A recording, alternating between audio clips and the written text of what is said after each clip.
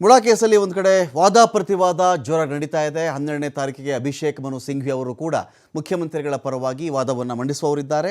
ಇದರ ನಡುವೆನೇ ಇದೇ ಮುಡಾ ಕೇಸ್ಗೆ ಸಂಬಂಧಪಟ್ಟಂತೆ ಇದ್ದಂಥ ಸಾಕ್ಷ್ಯಾಧಾರಗಳು ಏನಾಗ್ತಾ ಇದೆ, ಯಾವುದು ಸಾಕ್ಷ್ಯಗಳು ಹಾಗಾದರೆ ಅಂತ ಬಂದಾಗ, ಮುಡಾ ಪ್ರಕರಣದಲ್ಲಿ ಡಿಜಿಟಲ್ ಸಾಕ್ಷ್ಯಗಳಿರ್ತಾವಲ್ಲ, ಇಂಥ ಸಾಕ್ಷ್ಯಗಳನ್ನೇ ನಾಶ ಮಾಡಲಾಗಿದೆಯಾ ಅಂತ ಒಂದು ಪ್ರಶ್ನೆ ಇದೆ.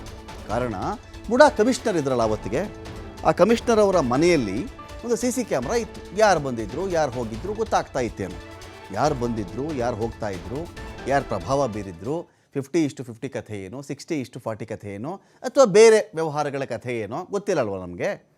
ಯಾರಾದರೂ ಭೇಟಿ ಮಾಡಿದರೆ ಅದರಿಂದ ಏನಾದರೂ ಮಾಹಿತಿ ಸಿಗ್ತಾ ಇತ್ತೇನೋ ಅಂತ ಒಂದು ವಿಚಾರ ಇತ್ತಲ್ಲಿ. ಈಗೇನಾಗಿದೆ ನೋಡಿ, ಮುಡಾ ಕಮಿಷನರ್, ಅವತ್ತಿನ ಕಮಿಷನರ್ ಅವರ ಮನೆಯಲ್ಲಿ CC ಕ್ಯಾಮ್ರಾನೇ ಇಲ್ಲ ಇವತ್ತಿಗೆ. DVR ಕೂಡ ನಾಪತ್ತೆ. ಇವಿದ್ದಿದ್ದರೆ ಚಲನವಲನಗಳು, ಓಡಾಟ, ಯಾರು ಬಂದಿದ್ದರು, ಯಾರನ್ನ ಭೇಟಿ ಮಾಡಿದರು, ಅಟ್ಲೀಸ್ಟ್ ಅದರಿಂದ ಎಲ್ಲ ಗೊತ್ತಾಗ್ಬಿಡ್ತಾ ಇತ್ತು, ಮಾತುಕತೆಗಳು ಗೊತ್ತಾಗ್ಬಿಡ್ತಾ ಇತ್ತು, ಡಾಕ್ಯುಮೆಂಟ್ ಸಿಕ್ಕಿಬಿಡ್ತಾ ಇತ್ತು ಅಂತಲ್ಲ, ಯಾರೊಂದಿಗೆ ಯಾರಿಗೆ ಸಂಪರ್ಕ ಇತ್ತು ಎನ್ನುವ ಒಂದು ಲೀಡ್ ಆದರೂ ಸಿಗ್ತಾ ಇತ್ತೇನೋ. ಆದರೆ ಇವತ್ತಿಗೆ ನೋಡಿ, ಅಲ್ಲಿ ಕ್ಯಾಮ್ರಾ ಕೂಡ ಇಲ್ಲ. ನೋಡಿ, ಆಯುಕ್ತರು, ಮೈಸೂರು ನಗರ ಅಭಿವೃದ್ಧಿ ಪ್ರಾಧಿಕಾರ ಇವರ ನಿವಾಸ, ಆದಿಚುಂಚನಗಿರಿ ರಸ್ತೆ, ಕುವೆಂಪು ನಗರ, ಮೈಸೂರು 23 ಇದೆ ಅಲ್ವಾ. ಸೊ ಈ ಒಂದು ವಿಚಾರದಲ್ಲಿ ಏನಾಯಿತು ಹಾಗಾದರೆ? CC ಕ್ಯಾಮ್ರಾ ಏನಾಯಿತು, DVR ಏನಾಯಿತು ಗೊತ್ತಿಲ್ಲ. ಹಿಂದಿನ ಆಯುಕ್ತ ಇದ್ದಿದ್ದು ದಿನೇಶ್ ಕುಮಾರ್ ಅವರು, ಅವರೇನಾಗಿದ್ದಾರೆ, ಸಸ್ಪೆಂಡ್ ಆಗಿಬಿಟ್ಟಿದ್ದಾರೆ. ಇದೇ ಮುಡಾ ಆರೋಪಕ್ಕೆ ಸಂಬಂಧಪಟ್ಟಂತೆ ದಿನೇಶ್ ಕುಮಾರ್ ಅವರು ಸಸ್ಪೆಂಡ್ ಆಗಿದ್ದಾರೆ.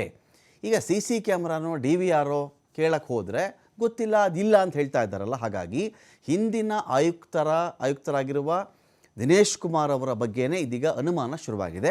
CC ಕ್ಯಾಮ್ರಾ ಬಗ್ಗೆ ನನಗೇನು ಗೊತ್ತೇ ಇಲ್ವಲ್ಲ ಅಂಥೇಳಿ ಇವತ್ತಿಗೆ ಇದೇ ಮುಡಾಗೆ ಆಯುಕ್ತರಾಗಿದ್ದಾರಲ್ಲ ರಘುನಂದನ್ ಅವರು, ಅವ್ರು ಹೇಳ್ತಾ ಇದ್ದಾರೆ, ನೋಡಪ್ಪ, ಇದ್ರ ಬಗ್ಗೆ ನೀವು ಹಳಬರನ್ನೇ ಕೇಳಬೇಕು, ನಾನು ಈಗಷ್ಟೇ ಬಂದಿರೋನು, ನನಗೇನು ಗೊತ್ತಿಲ್ಲ ಅವತ್ತಿಗೆ ಯಾವ CCTV ಇತ್ತೋ, ಯಾವ DVR ಇತ್ತೋ ಅಂಥೇಳಿ ರಘುನಂದನ್ ಹೇಳ್ತಾ ಇದ್ದಾರೆ. ನನಗೆ ಯಾವುದ್ರ ಬಗ್ಗೆನೂ ಮಾಹಿತಿ ಇಲ್ಲ, ನನಗೆ ಹಳಬರು ಯಾರಿದ್ದರೂ ಅವ್ರನ್ನ ಕೇಳಬೇಕಾಗತ್ತೆ ಅಂಥೇಳಿ ರಘುನಂದನ್ ಒಂದು ಕಡೆ ಹೇಳ್ತಾ ಇದ್ದಾರೆ.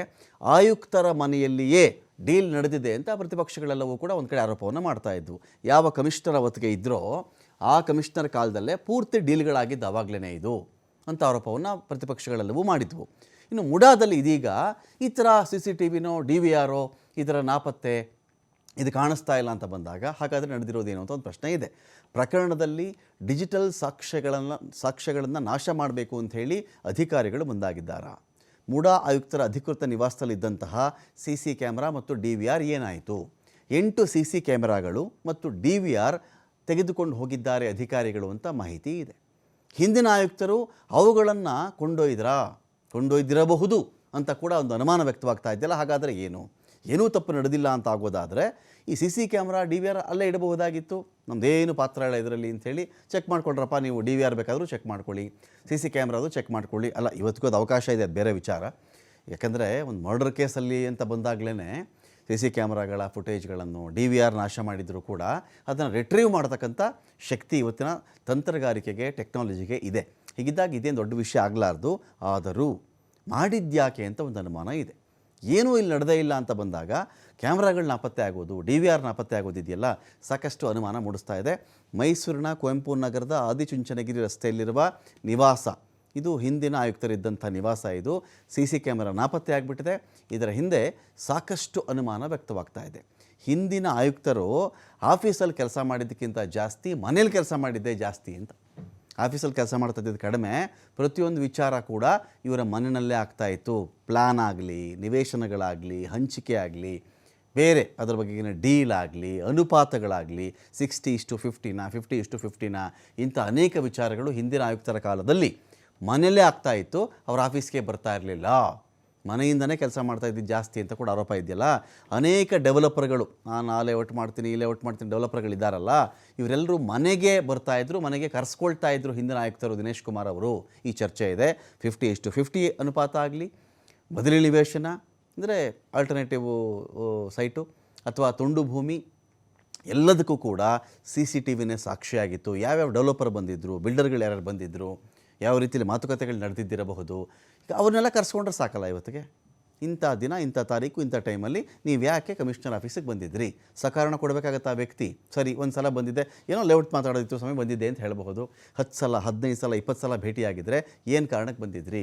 ಇದೇ ನೀವು ಕೈಯಲ್ಲಿ ಡಾಕ್ಯುಮೆಂಟು ತೊಗೊಂಡು ಹೋಗ್ತಾ ಇದ್ದೀರಲ್ಲ ಅವತ್ತು, ಯಾವ ಡಾಕ್ಯುಮೆಂಟ್ ಅದು? ಆ ದಿನಕ್ಕೆ ಆಗಿರ್ತಕ್ಕಂಥ ಆರ್ಡ್ರ್ಗಳಿಗೆ ಚೆಕ್ ಮಾಡಿ ನೋಡ್ತಾರೆ. ಅವಾಗ ಮುಡಾದಲ್ಲಿ ಒಂದು ಯಾವುದೋ ನಿವೇಶನಕ್ಕೆ ಸಂಬಂಧಪಟ್ಟಂತೆ ಒಂದು ಆರ್ಡ್ರ್ ಆಗಿರುತ್ತಪ್ಪ, ಒಂದು ದಿನಾಂಕ XYZ ದಿನಾಂಕ ಅಂತ ಇಟ್ಕೊಳ್ಳಿ.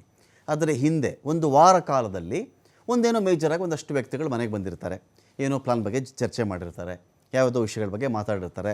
ಆ ಪ್ಲಾನ್ಗೂ ಈ ಮಾಡಿರ್ತಕ್ಕಂಥ ಆರ್ಡ್ರಿಗೂ ಸಂಬಂಧ ಇದೆಯಾ, ಆ ವ್ಯಕ್ತಿಗಳು ಯಾರ್ಯಾರು, ಫೋನು ಯಾರಿಂದ ಯಾರಿಗೆ ಫೋನಲ್ಲಿ ಮಾತುಕತೆ ನಡೆದಿದೆ, ಈ ಥರದಲ್ಲಿ ನೀವು ಕನೆಕ್ಟಿಂಗ್ ದ ಡಾಟ್ಸ್ ಅಂತಾರೆ. ಇದನ್ನು ಲಿಂಕ್ ಮಾಡ್ಕೊಂಡು ಹೋದಾಗ ಒಂದು ಮೇಜರ್ ವಿಚಾರ ಗೊತ್ತಾಗ್ತಾ ಇತ್ತೇನೋ ಅಂತ ಅಷ್ಟೇ.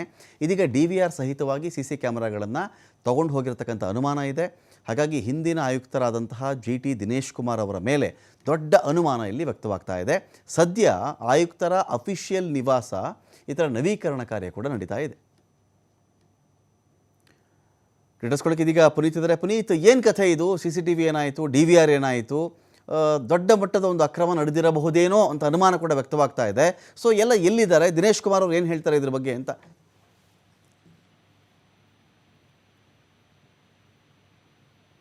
ಪುನೀತ್, ವಾಯ್ಸ್ ಕೇಳಿಸ್ತಾ ಇದೆಯಾ? ಸಂಪರ್ಕ ಸಾಧ್ಯವಾಗ್ತಾ ಇಲ್ಲ. ಒಟ್ಟಾರೆ ಈ ಒಂದು ವಿಚಾರದಲ್ಲಿ ಸಾಕಷ್ಟು ಅನುಮಾನ ಇದೀಗ ವ್ಯಕ್ತವಾಗ್ತಾ ಇದೆ.